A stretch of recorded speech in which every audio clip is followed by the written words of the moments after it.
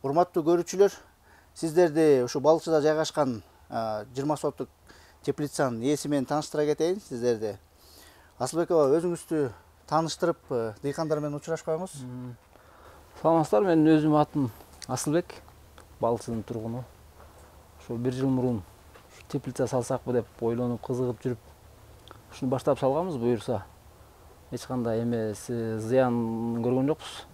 Пайдасын көрүп атасыз. Пайдасын көрүп атабыз акырында. Канча эмгектенип келатасыңар ушул теплица менен мындай?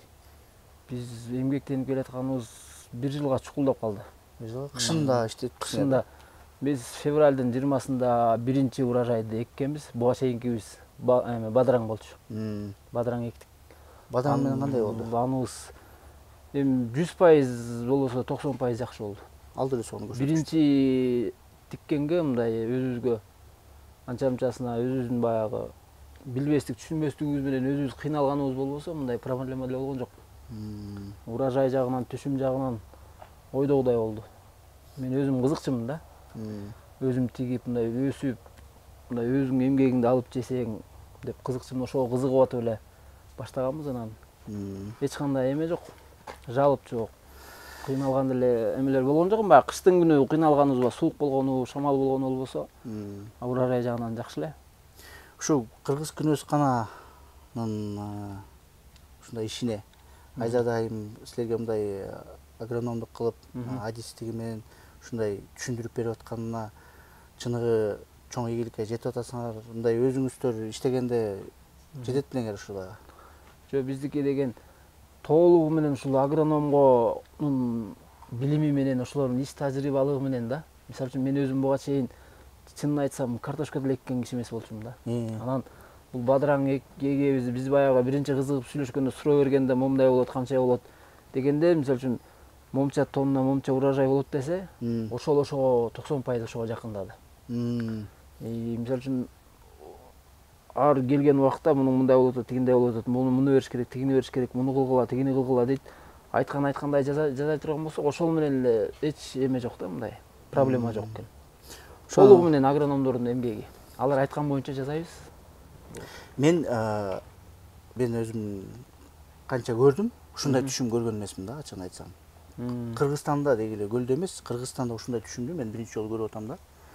Ушул агрономдордун ушу дыйкандарга жалпы кандай сунуш айта аласыңар? Мындай негизги нерселерди, эмнелерди билиш керек?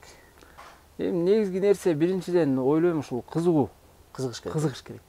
Биз деле азыр мына ар бир бул жерде 6000 көчөт болсо, 6000 көчөттүн кандай проблемасы бар экенин билип калат экенсиң. Кайсы помидор сууну азыраак ичет, кайсы помидордо оору көбүрөөк болот, кайсы помидор суукка жакыныраак болот.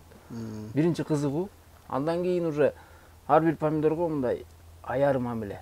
Өзүң балаңды эркелеткендей эле биз помидорлор менен кадимкидей сүйлөшкөнгө чейин жакшы өсүп атат, мындай болуп калды, тигиндей болуп калды деп ооруп калса дарылаганга аракет кылып. Ошол мен баягы мындай айтканда, орусча айтканда с душой. Душаңды мындай улаштетип, кызыгып неметсең, мындай эл эмгегин жер жебейт деген бар. Ошол эме келет экен. Туура эле.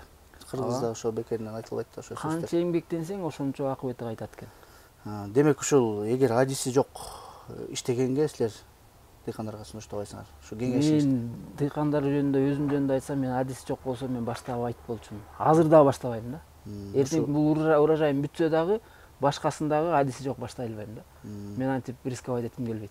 Анткени муну да багышка мындай өзүнчө бир илим керек, тажрыйба керек. Мисалы үчүн врачтар ооруну карап туруп, ошо оорусуна жараша дары жазып берет атпайбы? Муну ичсең мындай. Агроном да ошондой.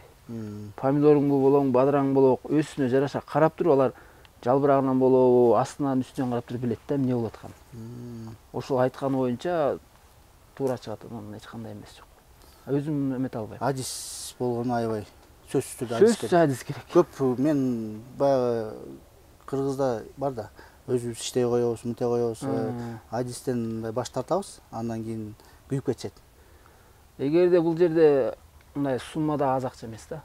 Эгерде азыраак болсо өзүң иштегенге мүмкүн болушу мүмкүн да. Эгерде көп акчаны булашт этесиң, көп убакытты, көп эмгекти, биякта да рабочий балдар иштейт. Анан ошонун баарын конго коюп коюп сен рисковать эткиң келбейт да. Анан дыйкандарга айтарым, специалист баягы кыргызда сөз бар эмеспи? Эме чымчык сойсо да касапчы сойсун деген. Бөдөнө сойсо дагы. Ошол специалисттер кандай айтат? Ошол эми айтканда өзүңө да жеңил болот. И иштин жүрүшү алдыга жылат да. А башка мен айта албайм. Мен өзүм колуман келбейт чындыгында. 2 жолу өстүрсөм да үчүнчүсүн өзүм жалгыз өстүрө албайм. Демек сиз деген эми дайыма эле адистер менен иштеп келесиз. Ооба. Адистер менен иштеп, буюрса түшүм мына өзүңөр көрүп аткандай.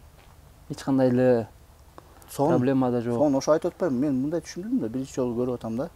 Асылбекова, бул көлдүн бияк бети север жагычы. Биз билебиз, таштак жер. Топурак менен кантип маселени чечтиңер? Топуракты башка жерден топурак алдырдык. Биздин өзүбүздүн таштак жер кичине эгиш кыйыныраак болуп калат экен. 20 сотка жеткенде топурак ташыдык. Эми алыс деле эмес, ушу өзүбүздүн тегеректен алдык. Жакшы жерлерден тандап келип, тандап келип, төгүп, кыг аралаштырып.